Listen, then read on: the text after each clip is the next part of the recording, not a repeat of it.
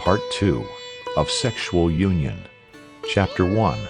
Kinds of sexual union according to dimensions, force of desire or passion, time.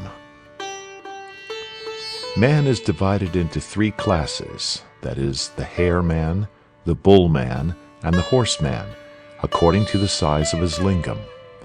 Women also, according to the depth of her yoni, is either a female deer, a mare, or a female elephant. There are thus 3 equal unions between persons of corresponding dimensions, and there are 6 unequal unions when the dimensions do not correspond, or 9 in all, as the following table shows. Equal dimensions are hare man and deer woman, bull man and mare woman, horse man and elephant woman.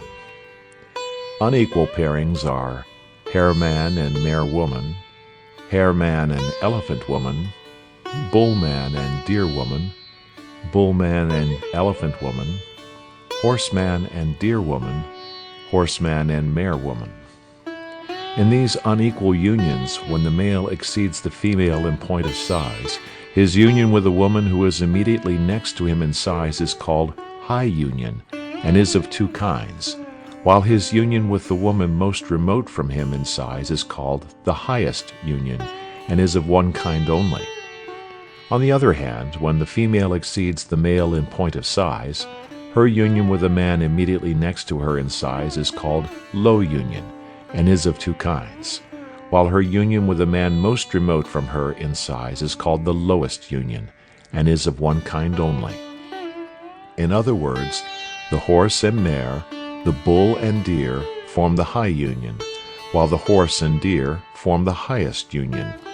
On the female side, the elephant and bull, the mare and hare form low unions, while the elephant and the hare make the lowest unions. There are then 9 kinds of union according to dimensions. Amongst all these, equal unions are the best. Those of a superlative degree, that is, the highest and the lowest, are the worst, and the rest are middling, and with them the high are better than the low. Footnote: high unions are said to be better than low ones, for in the former it is possible for the male to satisfy his own passion without injuring the female, while in the latter it is difficult for the female to be satisfied by any means. End footnote. There are also 9 kinds of union according to the force of passion or carnal desire, as follows. Equal unions are small for both men and women, middling for men and women, and intense for men and women. Unequal pairings are small for men and middling for women, small for men and intense for women, middling for men and small for women, middling for men and intense for women, intense for men and small for women, intense for men and middling for women. A man is called a man of small passion whose desire at the time of sexual union is not great, whose semen is scanty, and who cannot bear the warm embraces of the female. Those who differ from this temperament are called men of middling passion, while those of intense passion are full of desire. In the same way, women are supposed to have the 3 degrees of feeling as specified above. Lastly, according to time, there are 3 kinds of men and women, that is, the short-timed, the moderate-timed, and the long-timed, and of these, as in the previous statements, there are 9 kinds of union. But on this last head there is a difference of opinion about the female, which should be stated. Audalika says, females do not emit as males do. The males simply remove their desire, while the females, from their consciousness of desire, feel a certain kind of pleasure, which gives them satisfaction, but it is impossible for them to tell you what kind of pleasure they feel. The fact from which this becomes evident is that males, when engaged in coition, cease of themselves after emission and are satisfied, but it is not so with females. This opinion is, however, objected to on the grounds that if a male be a long-timed, the female loves him the more, but if he be short-timed, she is dissatisfied with him. And this circumstance, some say, would prove that the female emits also. But this opinion does not hold good, for if it takes a long time to allay a woman's desire, and during this time she is enjoying great pleasure, it is quite natural then that she should wish for its continuation. And on this subject there is a verse as follows: By union with men the lust, desire, or passion of women is satisfied, and the pleasure derived from the consciousness of it is called their satisfaction. The followers of Bhabravya, however, say that the semen of women continues to fall from the beginning of the sexual union to its end, and it is right that it should be so, for if they had no semen, there would be no embryo. To this there is an objection. In the beginning of coition, the passion of the woman is middling, and she cannot bear the vigorous thrusts of her lover. But by degrees her passion increases until she ceases to think about her body, and then finally she wishes to stop from further coition. This objection, however, does not hold good, for even in ordinary things that revolve with great force, such as a potter's wheel or a top, we find that the motion at first is slow, but by degrees it becomes very rapid. In the same way, the passion of the woman having gradually increased, she has a desire to discontinue coition when all the semen has fallen away. And there is a verse with regard to this as follows: The fall of the semen of the man takes place only at the end of coition, while the semen of the woman falls continually, and after the semen of both has all fallen away, then they wish for the discontinuance of coition. Footnote: The strength of passion with women varies a great deal, some being easily satisfied, and others eager and willing to go on for a long time. To satisfy these last thoroughly, a man must have recourse to art. It is certain that a fluid flows from the woman in larger or smaller quantities, but her satisfaction is not complete until she has experienced the spasme génésique, as described in French work recently published and called Breviaire de l'amour expérimental par le Dr. Jules Guyot. End of footnote. Lastly, Vatsyayana is of opinion that the semen of the female falls in the same way as that of the male.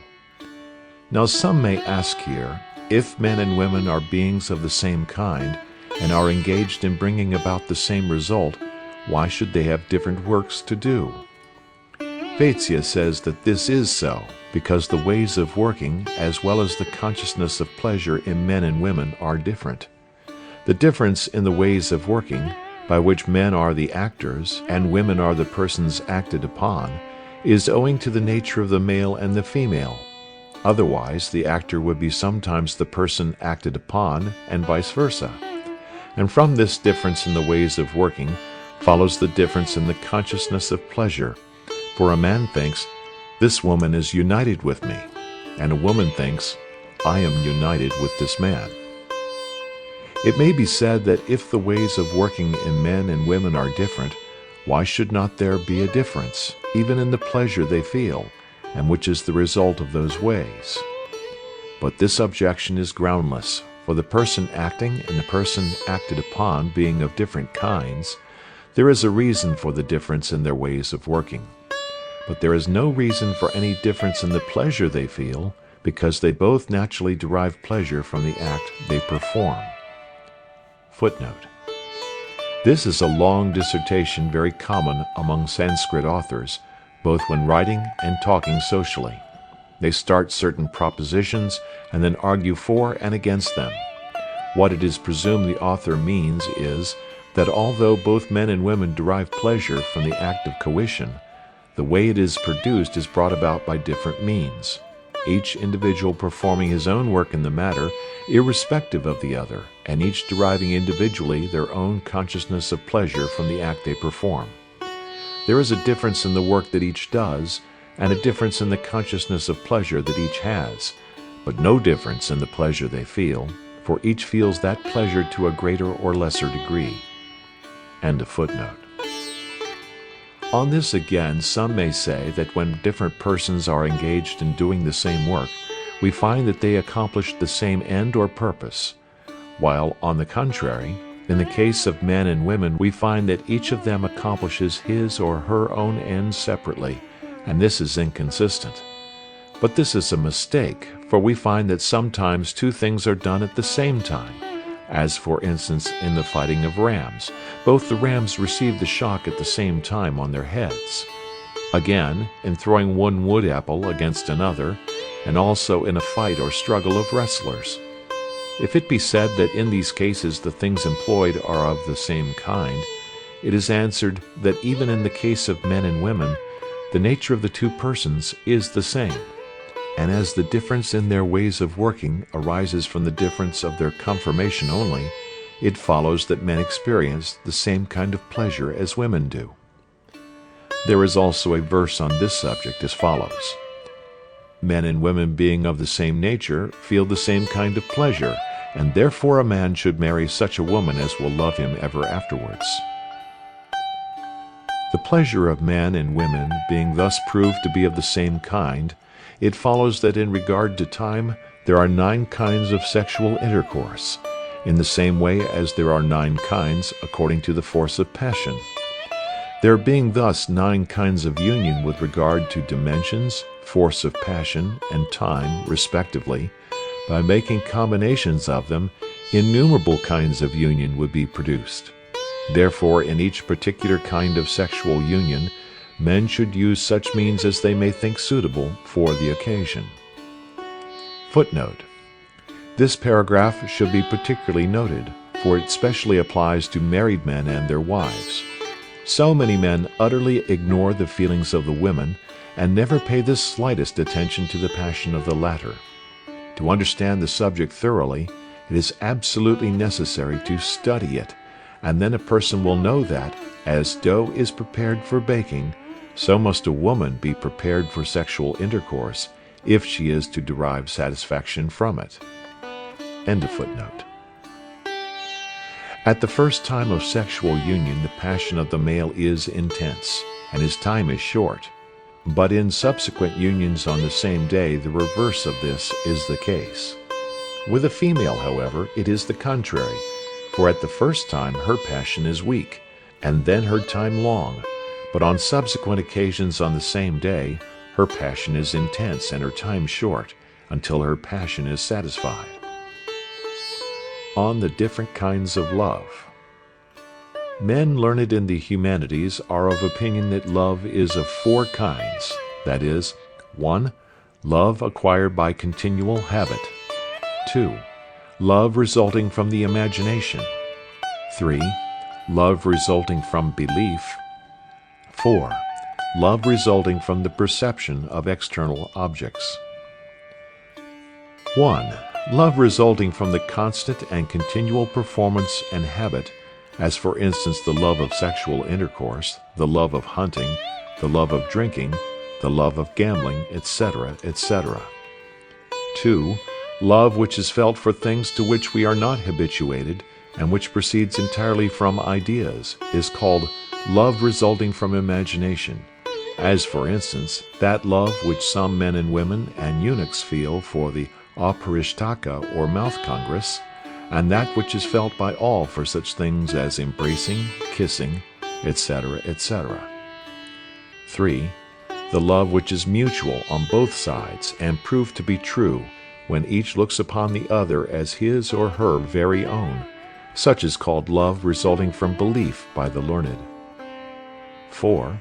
The love resulting from the perception of eternal objects is quite evident and well known to the world, because the pleasure which it affords is superior to the pleasure of the other kinds of love, which exists only for its sake. What has been said in this chapter upon the subject of sexual union is sufficient for the learned, but for the edification of the ignorant, the same will now be treated of at length and in detail. Chapter 2. Of the Embrace.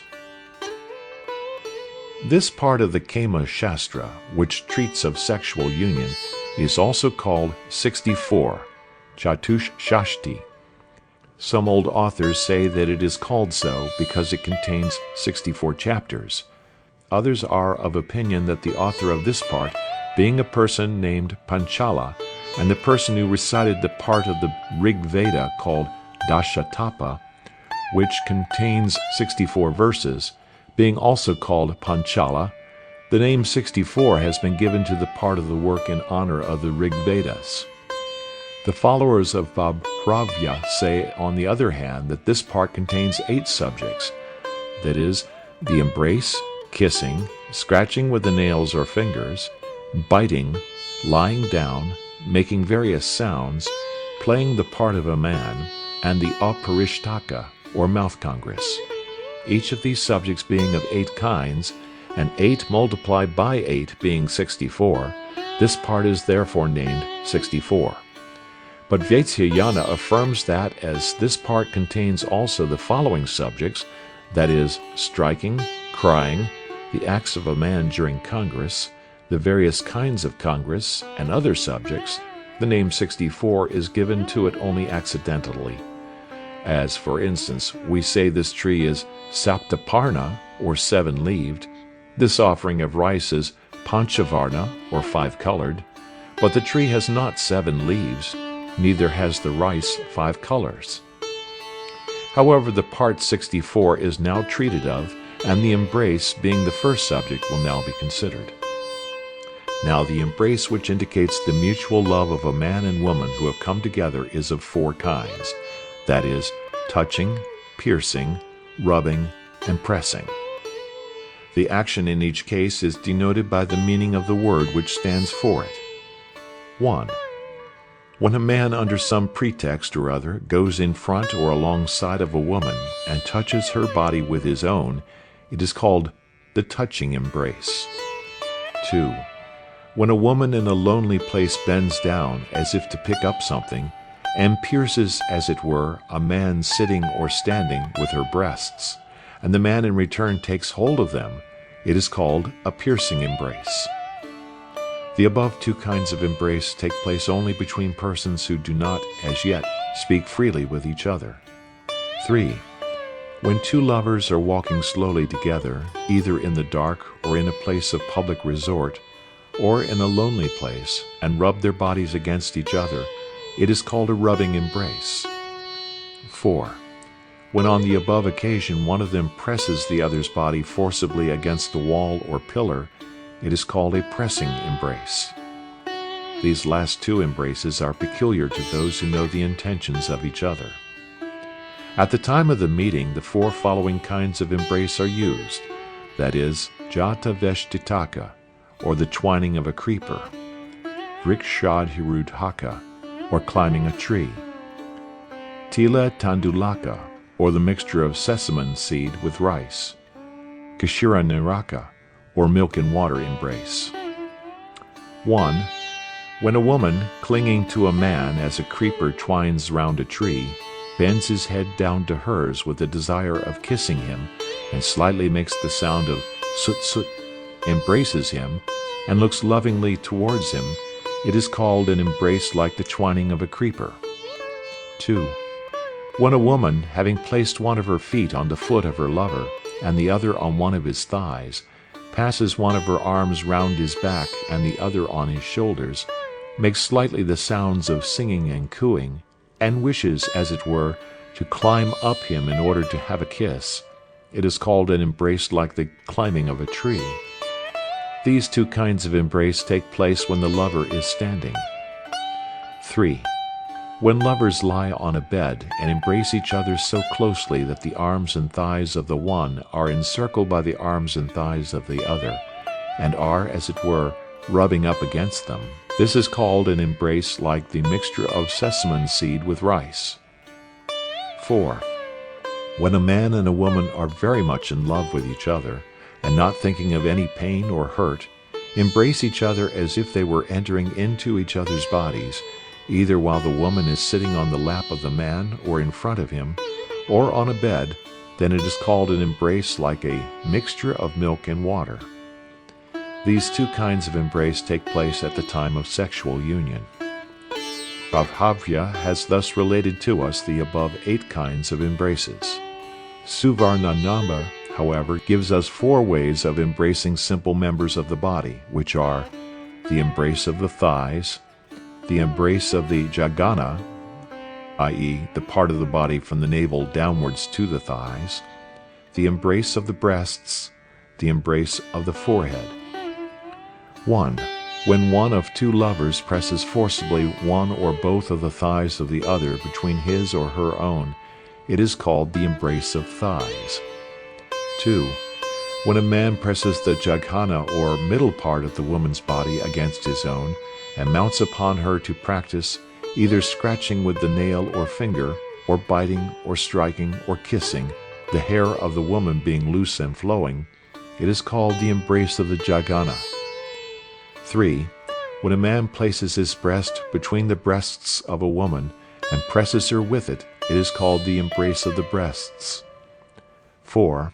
When either of the lovers touches the mouth, the eyes, and the forehead of the other with his or her own, it is called the embrace of the forehead.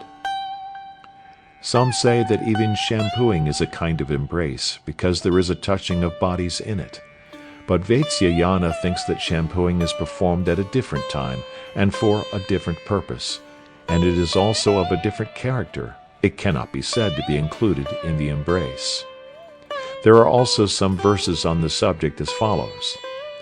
The whole subject of embracing is of such a nature that men who ask questions about it, or who hear about it, or who talk about it, acquire thereby a desire for enjoyment. Even those embraces that are not mentioned in the Kamasutra should be practiced at the time of sexual enjoyment, if they are in any way conducive to the increase of love or passion. The rules of the Shastra apply so long as the passion of man is middling, but when the wheel of love is once set in motion, then there is no Shastra and no order. End of chapter 2.